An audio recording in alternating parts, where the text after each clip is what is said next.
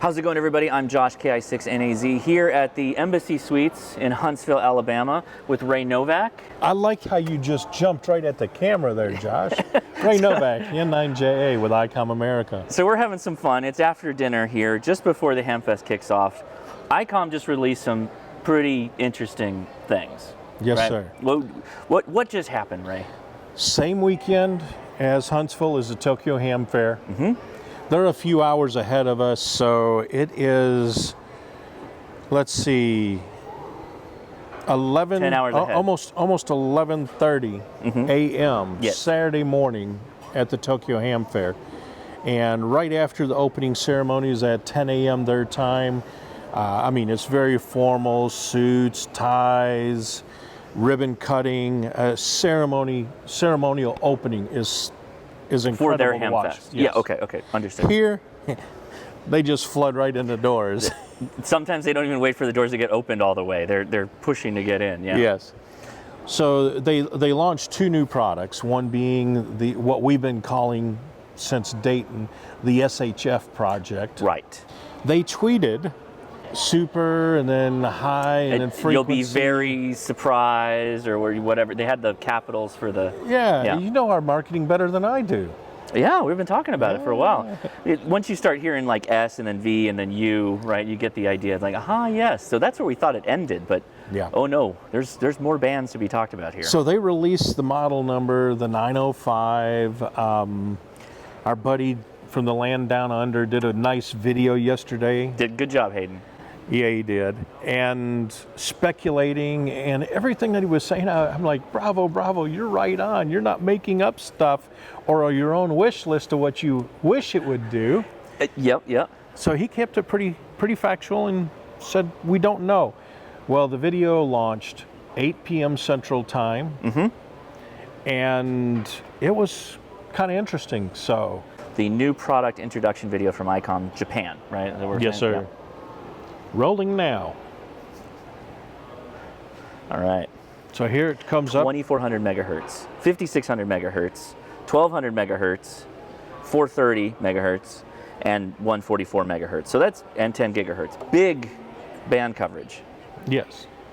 And one of the interesting things, and I know it's going to come up, what about 220? What about 900? Those are just North American frequencies. VHF, UHF, we all expected. We expected 5 gigahertz, I think was an initial assessment. Right, and they showed 5.7, but looky here. It's talking about single sideband, CW, FM, AM, RTTY, DV, DD, ATV transceiver. So DV and DD. I think I know digital voice is DV for D-Star. And what is DD? The DD is kind of redundant. It's digital data. Digital data. I haven't known any other type of data that wasn't digital. Right. But hey. Right. And we know ATV, so it's saying ATV decoded on the device. Well, we haven't got to that part of the video. Well, it says ATV, that's why I'm asking. ATV, okay. But there's spoilers. Wow, yeah. ATV in and out. In and out, okay, yes. And at this point, it is just analog. I mean, you got to start somewhere. We don't want to get into engineering creep, and we show it at Dayton, and I always say if you see it under glass, it's a minimum 1 year. Right. I don't want this to be 2, 3, 4 year project. And I want to see it. I want to play with it. At 10 gig is exciting. I'm jazzed about 5 gigs. I'm jazzed about 10 gigs. So now we're going to go back through the frequencies again. 2 meter, 70 centimeter, 23 centimeter, 5600. Well, I was trying to think of the measurement there. Oh. Do your quick conversion. I can't. And then it's going back over. Now, DV, digital voice, DD mode is 120K bit per second data. Wait. Well, you told me double tap the screen. I know, and now look at you, you're doing what I did. That looks like a Tonka silver, well, obviously not silver, but a silver knob. So that's one of the distinctions between the 705 platform. Right. The physical case is similar. We'll talk about more about that, but that's a distinguishing. It's a different injection molding because there's other things that you connect in and out. The goes in as goes out as.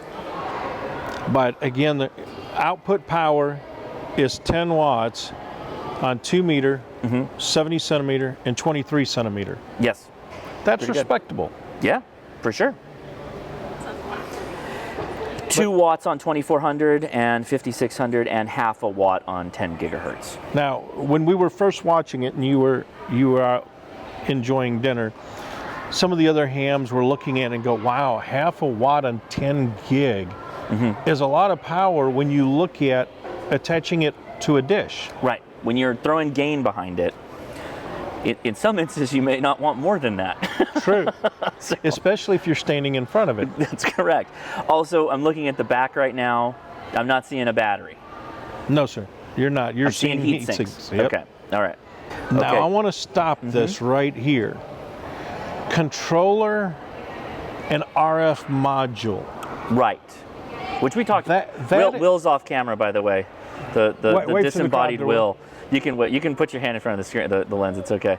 So Will, when we were at Hamvention, we were talking about the SHF project and how it was connected via a LAN cable, and the reason for that is these super high frequencies have a lot of loss over long coax feed lines. Right.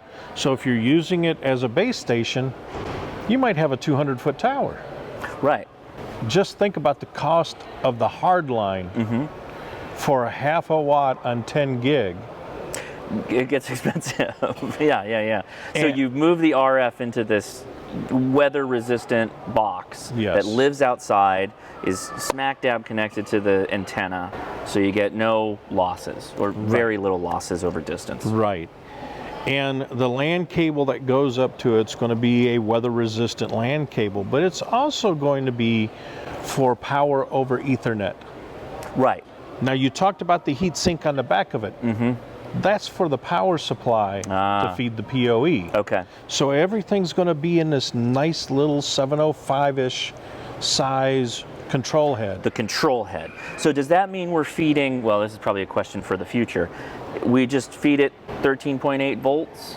Yes. With a portable battery, a LifePo battery, and take that into the field if we want to do that, into the control unit? Yeah. Okay, excellent.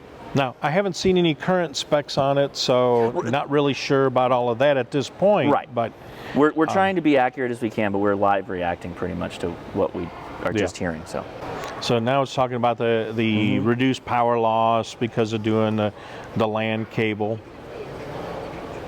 and doing the example that we talked about. And that's going to be also in a configuration that if you do it remote, mountain topping, hill topping, joining Gordo and the guys to do their 10 gig. Yeah. Right there. This still reduces their platform of stuff they're using today, most likely. Yes. Because they're likely carrying a transverter of some kind, something along those lines, whereas this is kind of going to do it out of the box. You just use the shorter LAN cable. Yes. Now we're talking about the PoE that you and I just led into it. So, I mean, we are running just a little bit ahead of where the video is, but still that concept. Well, that's the point, is they want to drive home the idea that we're cutting out line loss here.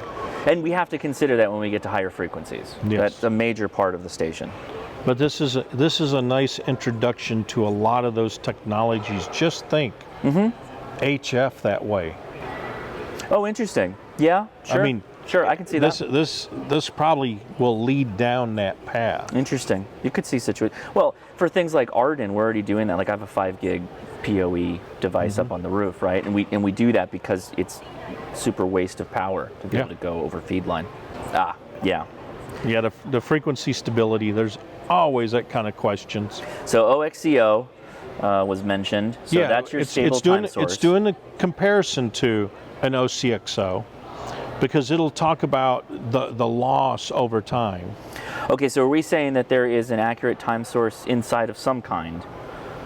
No. Let's watch a little bit farther here, because right here the frequency gradually changes due to temperature and aging. Of any time source. Yes. Yeah. So with normal OCXOs, annual deviation is plus or minus 3 parts per mil. Right. And over time it gets extreme. 10 years, 1.5, and then they give an example of 5.6 gig. Right. 8.4 kilohertz. Yep. That's no longer where you can pull the crystal out and scratch a little. Yeah, scrape a little off with some sandpaper. So they're using a 1 PPS clock from GPS. It's pulling clock time from a GPS signal. And we're including the GPS antenna that will mount up. So it's not necessarily keeping a time source or some matter of time source, but it's always resyncing it some amount of time. That's one thing that we don't know. We don't know yet. I'll go ahead and stop again. We don't know at this point. They talk about using the GPS. We don't know if they're using the GPS for the true time base or if it's making adjustments to the time base internal. So there's more things to look at once we get beyond this introductory.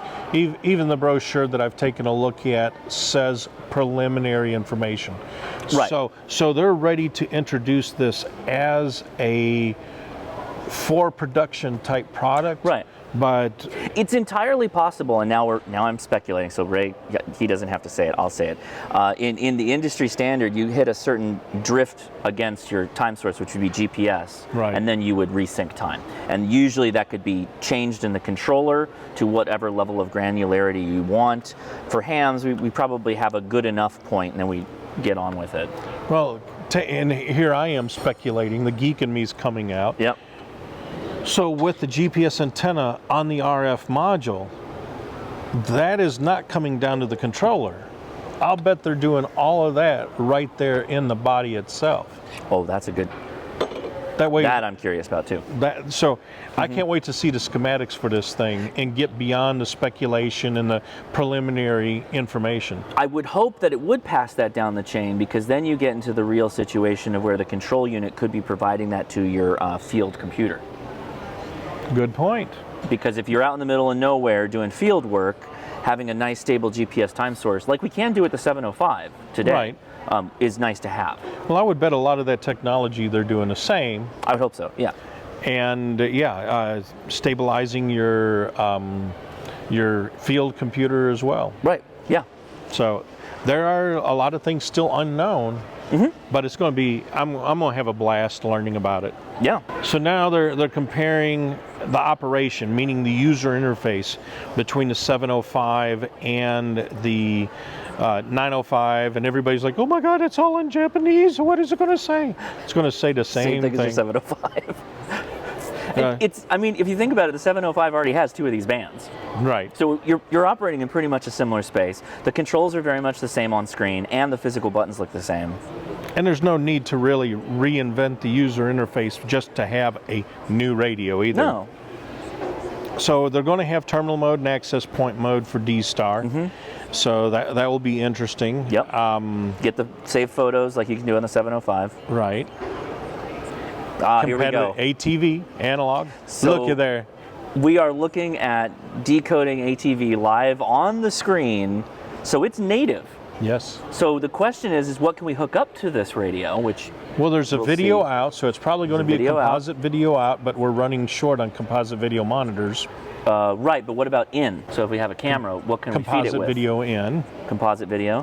Possible to transmit and receive video with the 905. Okay. So the question, with the 905 implies no extra computers other than no extra possibly computer? a camera? Or do you just take an AVI file and drop it on to the SD card and you send the AVI file? I'd like to think that there's a live That would be interesting, but there is a video in on it. Yeah. Oh, okay. Will's holding up the magic thing. So the one thing that we send haven't seen. images from your phone to the 705 with the control app. Right. What if we could have this connect to our cell phone camera and do video? Now we're talking. There you go. We'll write it down. Put it on the list. We need that. The 2 things that I have not seen yet, or in anything that I've looked at, was Bluetooth or Wi-Fi. Good point. Good point. So, good point. You might not have that, but we have seen the USB-C, which we could another still do spoiler that. alert there. Oh wait. Oh. Okay. Well, yeah. we hold on to your butts on that one. So did they already say USB-C? No, that was a spoiler alert. Sorry. Supporting a larger display. Okay. So compatibility for the 10 gigahertz is going to require a transverter. Yeah, and that being the CX10G. So your call it in the box is going to be all the bands from 5G and lower. Right. Okay, and then if you want to step up to 10 gigahertz, which I assume a lot of folks will want to do, you will need a transverter to get to those frequencies. Right, and of course we're talking about the ICOM transverter here. Is that a product that exists? That's being introduced as well. This is being introduced, okay. And they're saying available as an optional item, so it'll be interesting to see how it all ties together.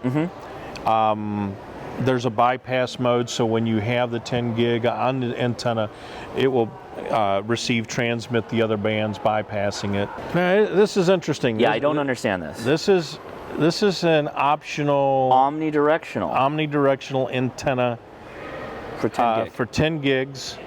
I've played around with a couple of prototypes for the 2.4, 5.7. Okay. Even one that went all the way up to 10 gig. Okay. So. And this is just for being a little bit closer to base station setup. Okay. If you live in an HOA and hey, you've got 3 dishes on your house, one's internet, one's TV. What the heck is that third one for? No, that's too many. You can put one of these up. I mean, kind of get around it. Generally, my understanding is as you go higher in frequency, you need to really focus tight beam that RF. Right. So 10 gigahertz on a omnidirectional is going to have reduced range.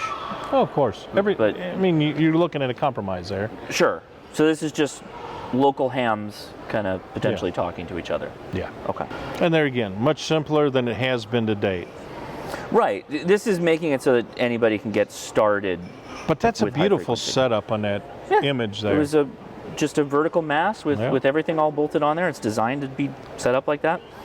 Put it outside your tent when you're so camping. So it doesn't say USB-C. Not yet. Okay. Not yet. Okay. Easy digital mode settings. Yeah.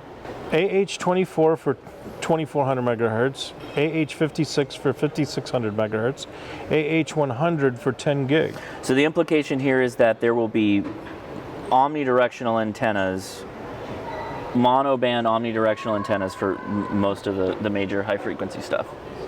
Yep. Right? Yep. Okay. So there again, making it easier and a lot cleaner install just to play around.